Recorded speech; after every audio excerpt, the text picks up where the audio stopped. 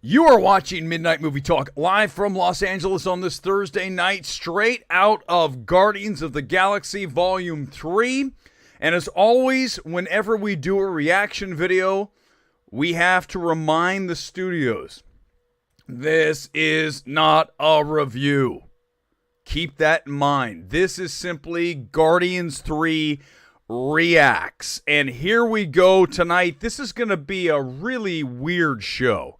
And I'll tell you why. I just sat through a really weird movie.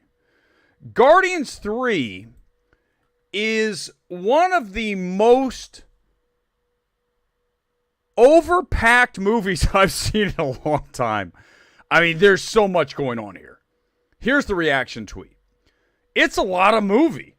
I mean, this thing is seriously weird, right? It's got Blade Runner, Babe, Pig in the City, Genetic Mutation.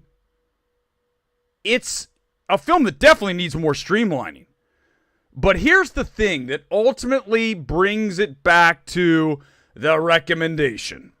Although, remember, this is not a review. You have James Gunn. And pound for pound, especially when it comes to action films, James Gunn, I think, the best director out there. I mean, this is a guy who, when you give him a film, he knows how to make it move, right? And DC, what a pickup by DC. He is going to go in there and get that shit straight. But Marvel gets one last crack with him here, and he largely delivers. This is a case of a film that has more positives than negatives, but there needed to be more streamlining of story. You've got child trafficking. You've got genetic mutation. You've got alternate worlds. And then you've got, of course, the Guardians. And this really is Rocket's origin story, told in the most bizarre way possible. It reminded me a lot of, by the way, again, reminder for everybody, not a review. This film reminded me a lot of his remake of The Suicide Squad. It's very similar in feel. And this is going to be the most challenging Guardians movie for audiences. I'm on the fence now. Now listen, there's really no contest that Guardians 1 is the best Guardians film. And right now, I'm sitting here tonight trying to decide if I prefer 2 or 3. Listen, again, the positives here outweigh the negatives, but there's a lot of issues here. This is a film that takes forever to finish. I mean, it has, how many endings does this film have?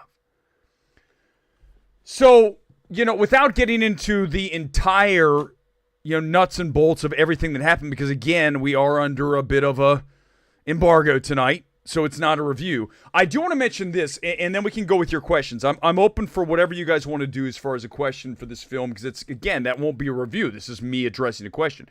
But when we look at the film, I think the biggest thing that I see here with Guardians Volume 3 is I am so curious to see what this reaction is going to be when mainstream audiences get a look at this here a week from tonight. Because critics are one thing. The audience I sat with tonight, critics, they view films very often, as we've seen, much differently than the average moviegoer does. This is going to be really challenging for the average moviegoer. A real challenge. So let's get to the comments here tonight. And then we'll discuss box office and wherever you want to go on this film, because we are still a week away from opening. It's setting up perfectly for this film.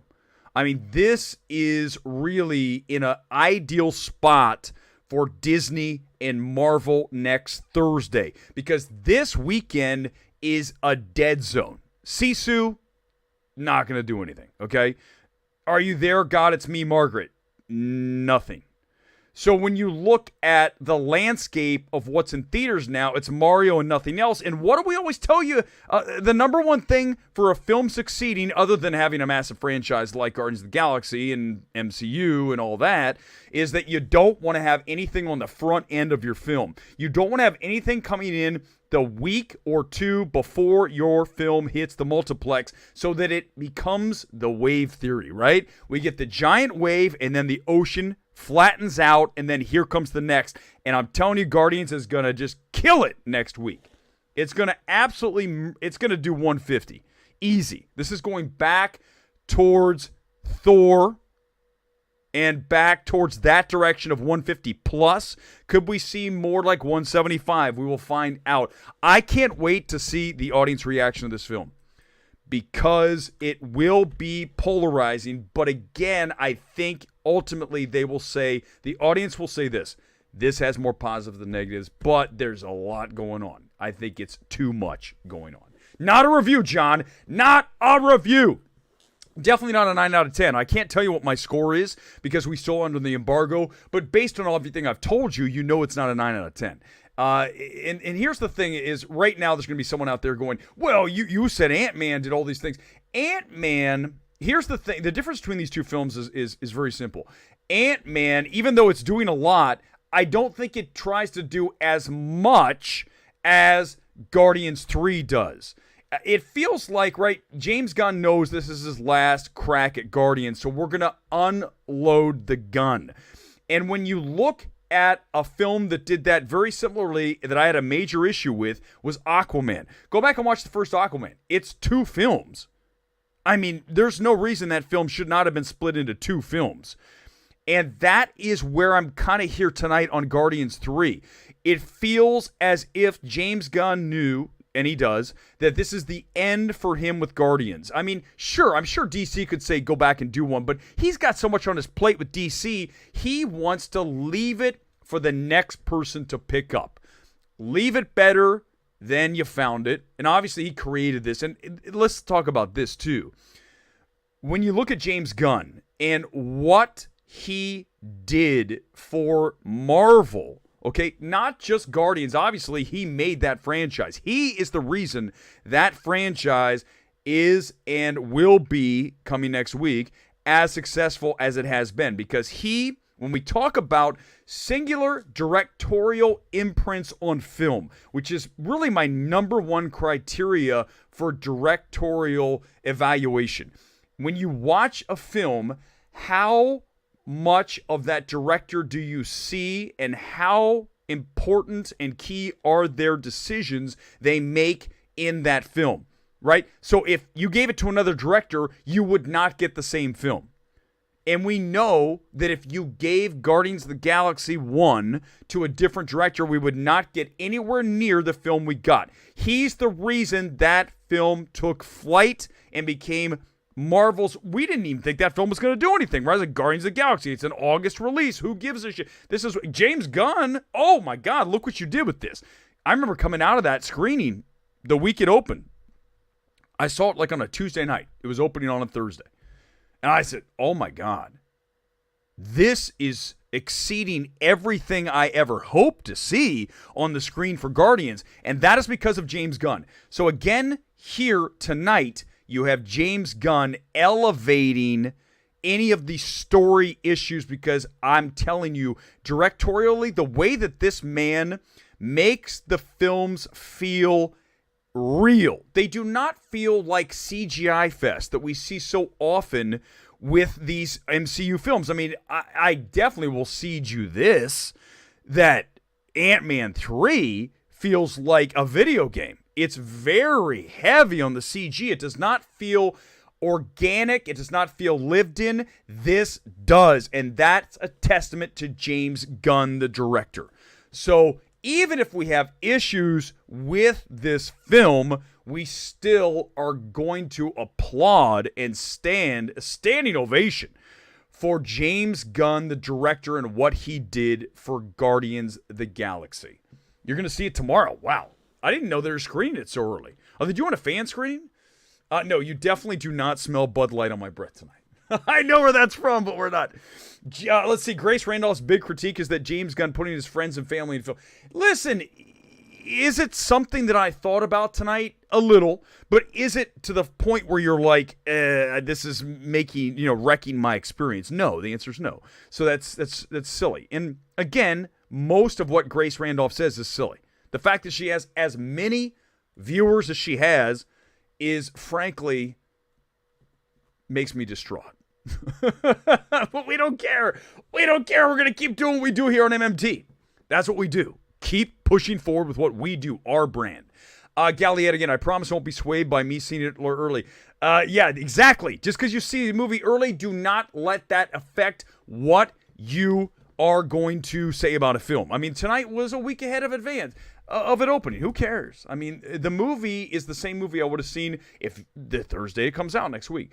This film needed to be streamlined more, but there are so many very good things and then a number of troubling things. So it's really one of these weird evaluations. Like, we've had it easy lately. Go back and look at MMT over the past few months. We've had films we've either wholesale destroyed or wholesale loved. And you look at A Scream 6, destroyed. Beau's Afraid, gut. Cocaine Bear, horrendous. And then we look at films that we loved. John Wick 4, Air. And then tonight we're in the middle, leaning towards good, but we're still not in the realm of, my God, this is one of the best MCU films. I highly doubt anyone's going to say that. But you're not going to come out of this film and be tremendously disappointed. You just won't be as fulfilled as you might want to be. And I think that's what is the most troubling part for me here tonight, is that I really wanted to come out of Guardians 3 going, this is a fantastic wrap to this series. Now, is it really a wrap? Okay, that's a whole nother discussion. I don't want to get into spoilers. But it's more than likely the end of James Gunn directing Guardians, given his new position as the head of DC along with Peter Safran. Okay, so he's not going to go back. The reason he did this is he was already doing it when DC said, you're our guy. It was a great hire. I mean, James Gunn, I think from a creative standpoint, is one of the most talented people in Hollywood. I wish he wasn't just doing comic book movies. When I watch this director now, I want to see him do different things, but now we know that's not going to be the case. He is now the head of DC, and we're going to only get that. But he is such a talent, such a directorial talent. I mean, I think he's one of the strongest at making a world feel lived in. The world building aspect is very strong with James Gunn. Did he say, wait, did Menzel say it's the best MCU movie? Good Lord. That's definitely not the case. It's definitely not the best. He did not say that, did he? Did he say that? Soundtrack's good. Listen, it's the same old thing, right? We get a different, though. What we have here is we get different decades. You've got 70s, 80s, 90s, and 2000s. In fact, on Rocket's, well, actually, you're right, the MP3 player, you can see the playlist, and it's all the different decades. So let's do that. Let's check out some Twitter reactions. Let's go to it right now. Let's go and look. There's mine one more time. Those of you just joining the stream, it's right here. One more time, let me read it for you. And we will go to others. Here we go. Oh, it's a lot of movie. I mean, Guardians of the Galaxy 3, a ton of film.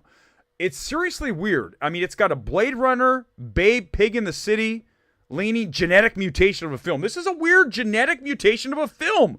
It's bizarre. It's got so much going on. It's like, let's try to strap some of this and some of that, and then it doesn't all work. But it definitely needs streamlining. James Gunn, the director, is what puts it over the top for me as a recommendation. No question about it. By the way, again, one more time, everybody, not a review, not a review, not a review. Let's go to some other reactions. Let's click on the hashtag and see what we get. It depends. Here's the problem is, I use this hashtag, other people use other. Here's someone, Ross. A really lovely goodbye to maybe the best corner of the MCU. Funny, exciting, surprisingly emotional, all-in-all film that feels distinctly James Gunn. Well, no question about it. We just talked about that. I miss the characters. I mean, it's not over, though. Guys, please don't believe that the characters are going away. Okay? It's not happening. Despite its length, it rarely drags as it combines entertainment, emotion, and humor. Stripped down plot. Brandon, I know Brandon, but stripped down plot. What? Holy crap. Stripped down plot. What? I mean, I've read some crazy shit. That might be the craziest thing. This is the opposite of stripped down plot. Oh my God. It's simply beautiful. My favorite of the trilogy so far. The MCU's best balance of comedy and emotion. I mean, there's really good comedy here. I'm not going to argue that.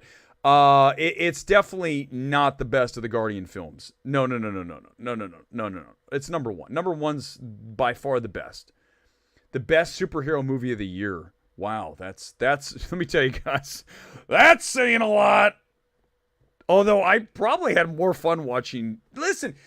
I had maybe more fun watching Ant-Man 3, but this has the heart that you want.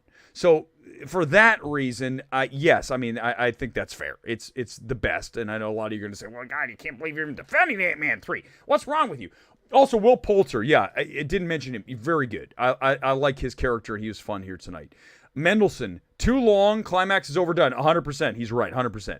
Visually spectacular, superbly acted, shockingly somber. Yeah, it's very good. It's exactly what he said. There's too much going on the back end of this film. The end is multiple endings. And I think it just speaks to, here's what it speaks to. It speaks to the fact that James Gunn knew this is his last chance for Guardians, so we're going to absolutely unload. All the ammo's gone. It's done. The bullets are out. Someone else take over. Okay? That's what happened here. And I think that's the problem with the film. But you're seeing it. It's a mixed bag, and largely the positives are definitely outweighing the negatives. But it's not going to leave you coming out of the film going, this is a great MCU film. You're going to be a little disappointed with what you see. I do want to mention this. Again, not a review. This is Guardians 3 Reacts. That's not a review. They're two different things. As we all know those are two separate things. I want to address this, and this is not a spoiler, but it's important that we discuss because it is a major story. And yes, we're talking about Jonathan Majors. Jonathan Majors plays no part whatsoever in Guardians 3. Now, I know that might come off as a spoiler, but here's why I'm mentioning that. It is a news story. Why is it a news story? Because we know that if Jonathan Majors were in this film, that would be a sign that Marvel was going to move past this. The fact that there's no sign whatsoever of Jonathan Majors in Guardians of the Galaxy 3 means we are still very much in the gray zone. We do not know if Majors will continue on with Marvel in the Kang role. We do not know. This film sheds no light on that. Zero. So that's a news story, okay? It doesn't ruin the film. Trust me on this. It doesn't, Gore. It's not a review. I'm not ruining the film by telling you that, right? I hope I didn't. I don't think I did. Because it's news. Because you're going to ask me. One of you is definitely going to ask me. You probably are in the comments. I got to go through here. You are going to say, is Majors in this? Because that would tip the hand as to what he's going to do going forward.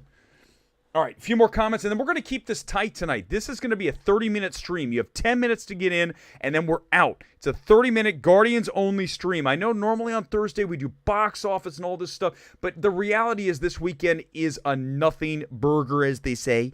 It is literally Sisu, Are You There, God? It's me, Margaret. And then Mario still doing really solid business because it has no competition. Not until next week do we really ramp things back up when it comes to box office and you guys getting a chance to see Guardians of the Galaxy 3. So tonight we're just going to focus only on this. Great question, Gore. Here it is. Post-credit scene. There are two. I'm not going to tell you what they are because that would be a spoiler. I did mention no majors, but there are 2 post-credit scenes. So stick around. Of course, you know that. You're not going to leave in the first place.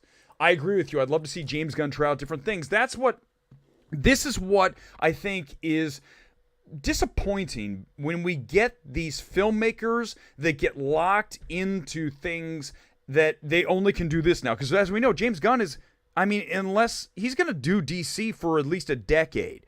So if we get another James Gunn, smaller, more intimate film, it's going to be past another decade. Think about the work that we could be getting from directors. Like, look at Nolan. Great example. Nolan gave us the Batman trilogy, but then he got out and started giving us Interstellar, and you can like or love Tenet, and certainly, on and on we go, and now we've got Oppenheimer. He's not doing one thing. He's not making Batman movies for the rest of the time. That's what I wish we could see out of James Gunn, because James Gunn is a very strong director of merit. This man brings a lot to the table, and now we know that we're going to get him only in superhero movies. And listen, you guys know I like superhero movies. But it's not my only diet.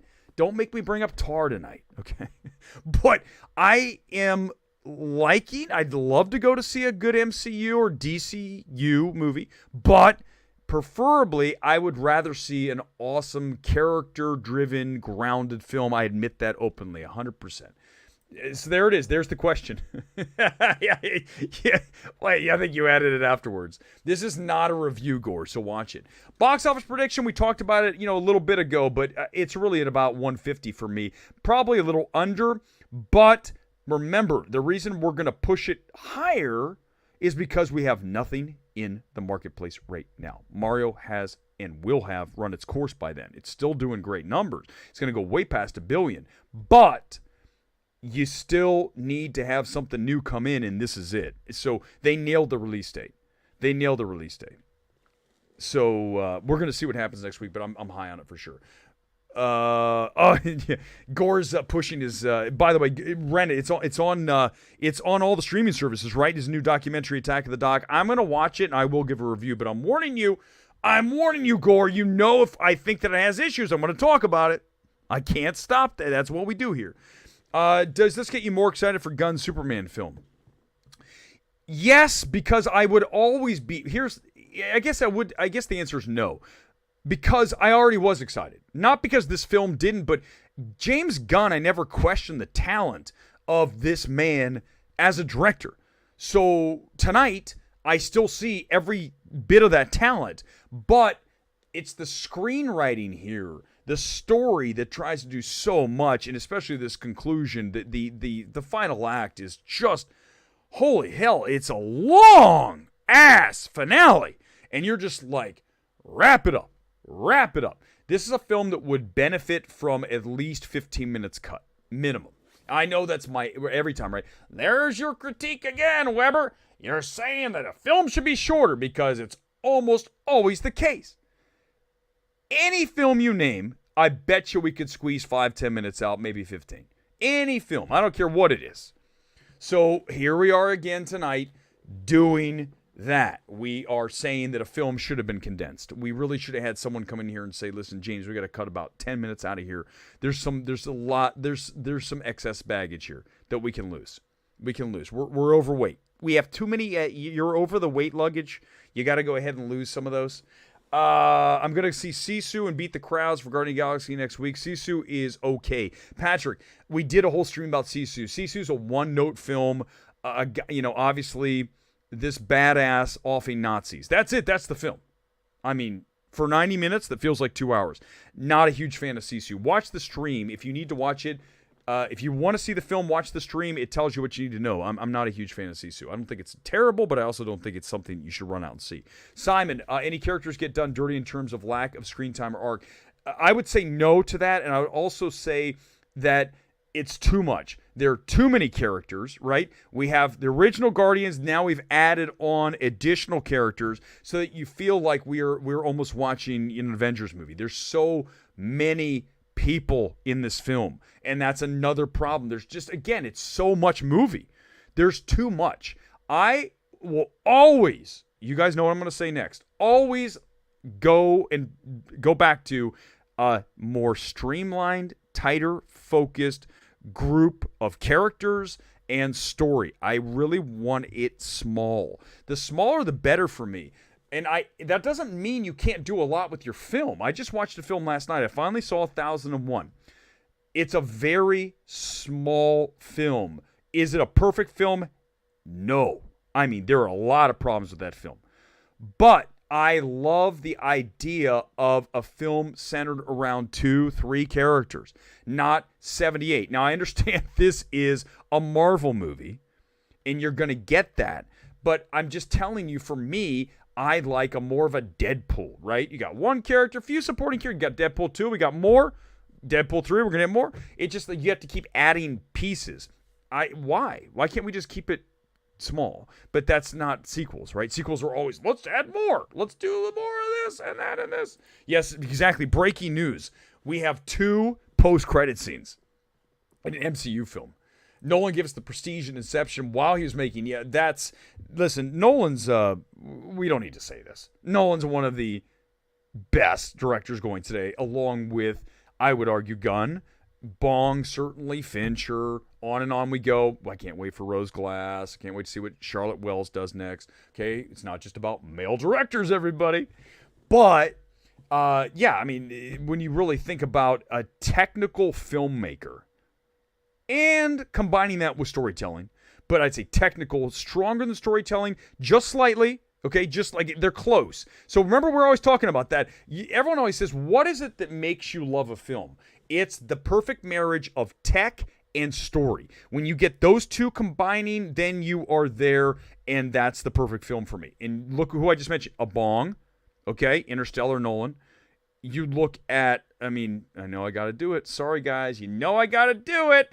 Tar, because you have Field and you also have performance by Blanchett and a story. When you have those things that are all in unison, then you are talking about a great film. And here tonight, we have a film that has very strong direction and a screenplay that has too much shit going on. And by the way, some love here tonight for everybody who has not yet hit the like button. Has anyone ever been able to succinctly break down a film without giving you a single spoiler other than Jonathan Majors? When we do these things, we don't drill down on spoilers because that ruins the film for you. I don't want to do that. And me telling you that Jonathan Majors plays no part in this is more of like a news thing, right? And it doesn't ruin your experience. We didn't tell you if anyone dies in Guardians. We're just telling you that the film is a lot of movie. It's too much movie for me, but yet the highs are worth the watch.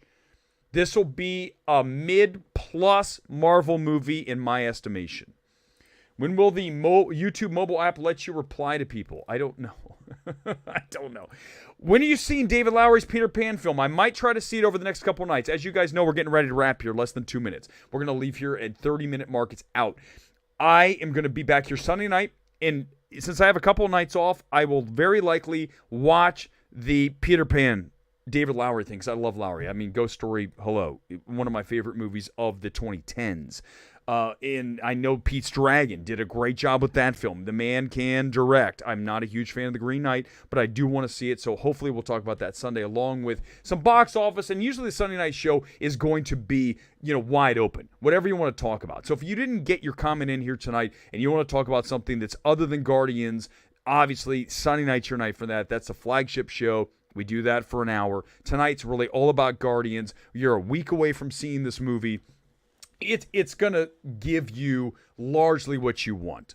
As I leave here the stream tonight with you guys, I just wish that I were a little bit higher on the film than I am here tonight, but it's still recommend.